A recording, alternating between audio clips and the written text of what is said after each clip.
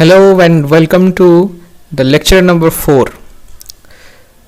Well, this is HD classes and I am your physics teacher, Mr. Sushen Dhali. In this lecture, we are going to learn equipotential surface and also the relation between electric field intensity and electric potential. Okay, so let's start with the equipotential surface. Okay, this is the definition. An equipotential surface is that surface at every point of which electric potential is the same. Okay, that means it is going to be a surface, right? It is going to be a surface. That means how many types of surface we have already known in your elementary classes? We know about the spherical surface, we know about the cylindrical surface, cuboidal surface, cubical surface. Those are the basic mathematical shapes. So we are going to find out those surfaces where the potential is same, right? So that may be a spherical, that may be a cylindrical or any kind of surface depending upon the configuration of the charges, how the charges are being arranged, right? So here I have taken a point O, right? Suppose we have a charge here, plus Q charge. So I have a charge plus Q at a point O. Now imagine a circular ring around it. Okay, so now you want to find out the potential on the circular ring. Okay, so now you want to find out the potential. Suppose I have taken 2 points, one point is A, another point is B. So this is the distance, right, to the A. So let it the radius be R. Okay, this is the distance, the radius R. So here at A the potential will be VA is equal to 1 by 4 pi epsilon the source charge divided by the distance. Okay, in VB we have 1 by 4 pi epsilon the source charge divided by the distance. You can see that VA and VB are equal. So on this surface, on this circular surface, or we can say it is an spherical surface around a charge, have same potential around it. Okay, so if we take another point C, then also the distance remains same. So VC is also 1 by 4 pi epsilon Q by R. So you can see VA, VB, VC all are equal. So we can say, suppose we have a spherical shape like this and you have a charge inside it plus Q, then on the surface of this sphere every point we have same potential. That means if we take point here or here, we can take A or B or C, any point on the sphere we can have same potential. Okay, so we can say this blue sphere have or is a sphere of surface which have same potential around it. Okay, so next let me take another sphere. So let me this distance be your, suppose your R. Okay, next let us take another sphere above it. So let it be R2, the next. So this brown circle, brown sphere also represented another your potential surface, equipotential surface. If I draw another one, this also represent another equipotential surface. So you can imagine that we have layers of equipotential surface around a point charge, right? So next you can see we have a spherical surface and imagine a plus Q charge at the center of the sphere. Okay, so you want to bring a charge particle from A to B. Okay, so from A point to B point you want to bring on the surface of the sphere. Okay, you want to bring a charge. Suppose the charge particle is your any charge. Okay, so at BA and the distance is R, suppose. You know that from the center the distance will be radius R. Okay, so at A point the potential will be 1 by 4 pi epsilon Q by R, and the VB will be also same 1 by 4 pi epsilon Q by R, right? Now you want to find out what is the work done to carry a plus Q charge from here to here, from A to B. So we know that work done from A to B is given by, to make BB minus BA, that is the potential, into your the charge, the test charge that we are carrying. Okay, so this will be equal to BB minus BA is 0 into Q, that is 0. So we can say the work done to move a charge on a equipotential surface is 0. That means the work done will be 0 whenever you taking a charge on the surface from one point to the another point. Next is, suppose you are taking a charge from one point to another point. Okay, one point to another point, and suppose this small distance is your dl, and the small work done is dw. So we know that dw is equal to E dot dl, that is E magnitude dl, this is in vector cos theta.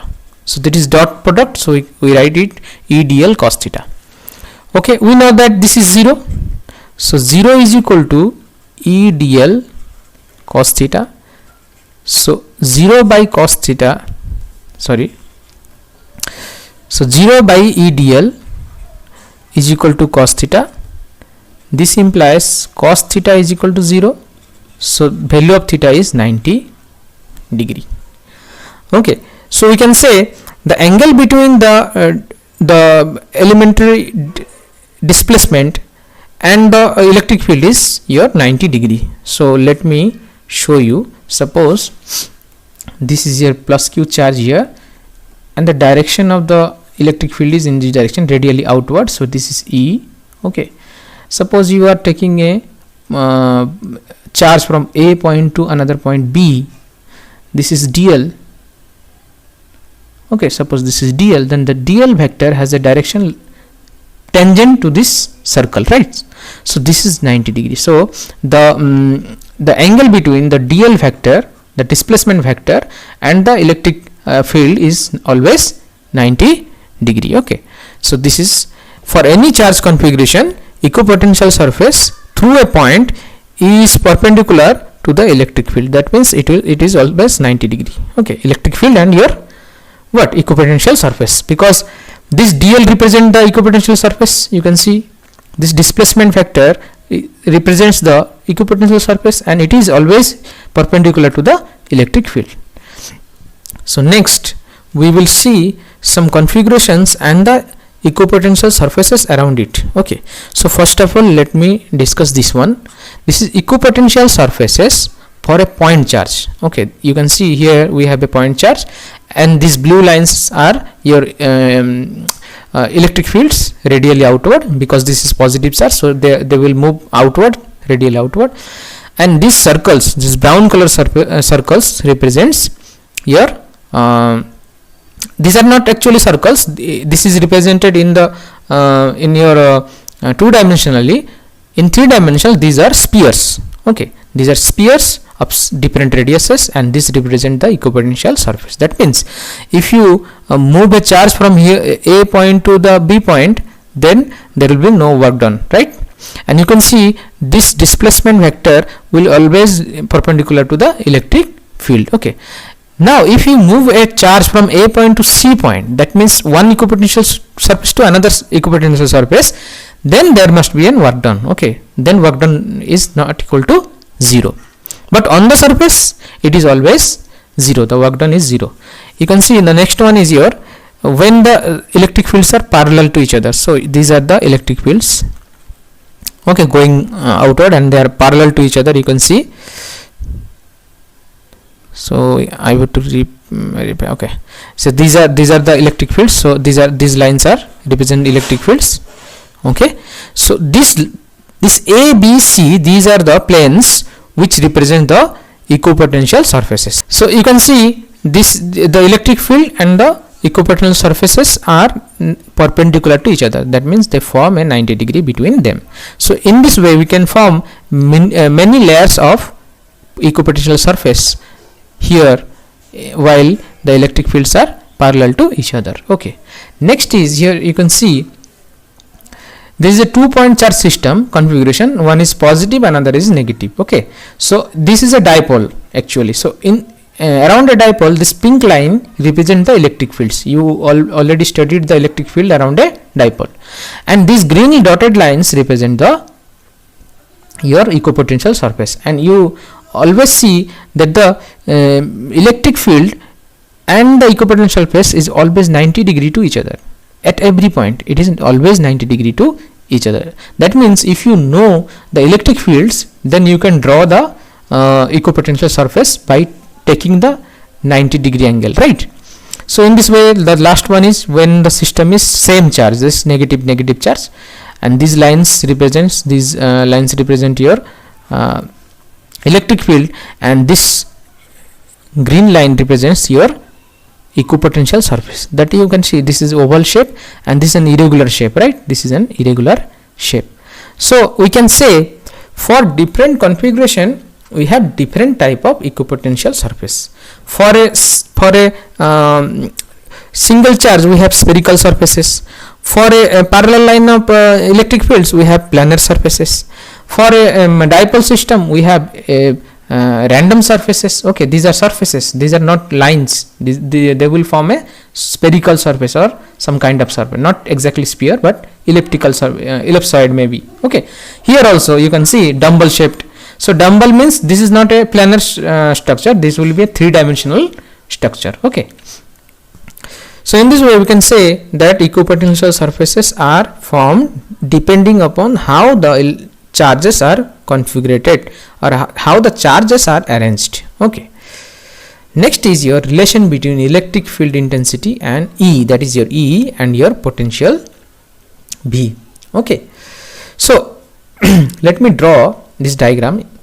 Okay, so you can see this A1, A2 and A3, these are equipotential surfaces. Consider these are equipotential surfaces and you have drawn a random line. Suppose this is your s-axis, like xyz axis. You can imagine a random axis that is called s-axis. Okay, and let me take a point here P. Suppose take a point P here and imagine a test charge Q, and you want to take this test charge from one potential surface to the another potential surface. Okay, so from A2 to A3. Okay, so let at the point P the direction of the electric field be this one. So direction is theta degree. Suppose it is making a theta angle with the random axis. Okay, and you want to take your charge particle from P point to Q point. Okay, let the displacement be dr and the potential difference between two surfaces is be dV. Okay, consider the potential difference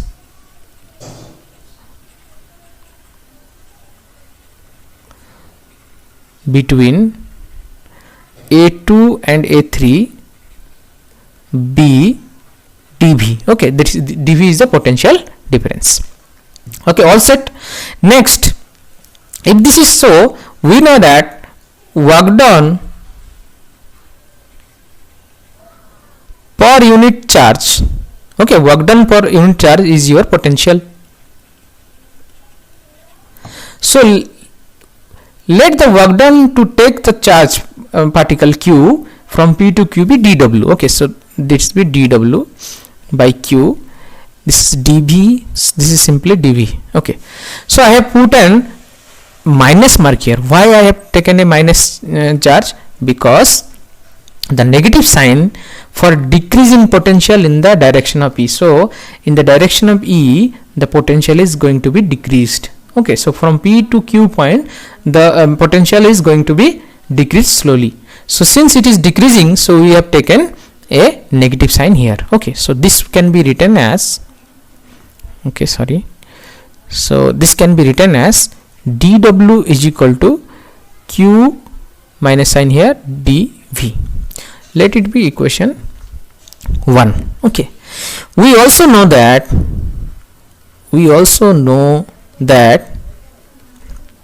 your work done is equal to force into displacement.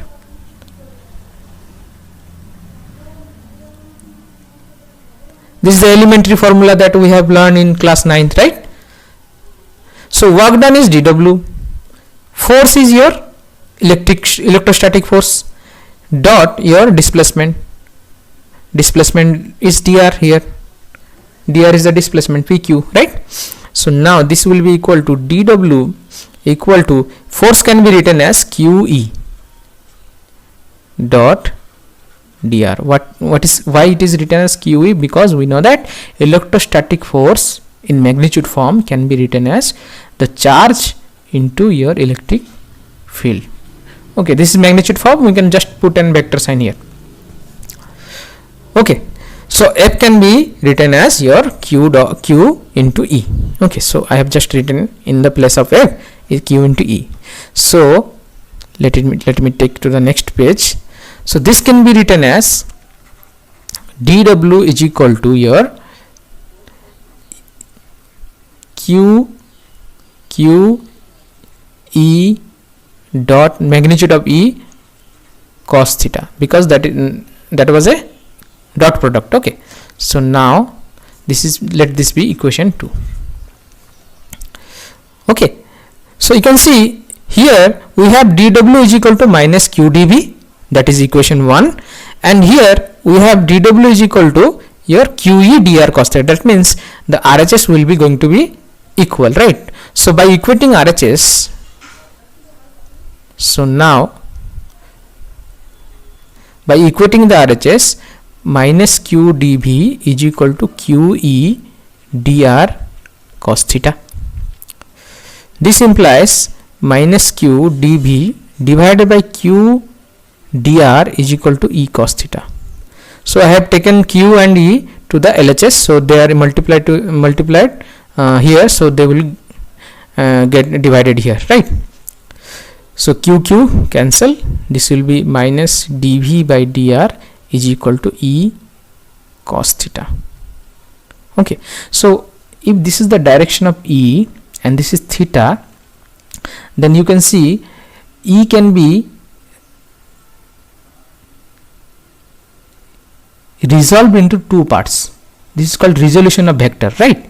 So this can be written as E sin theta and this can be written as E cos theta. So in the direction of S, in the direction of S direction or the displacement direction, we can say the E cos theta is in the direction of your displacement direction, and this one is your E sin theta will be your perpendicular to the direction of the motion or direction of the your displacement, right?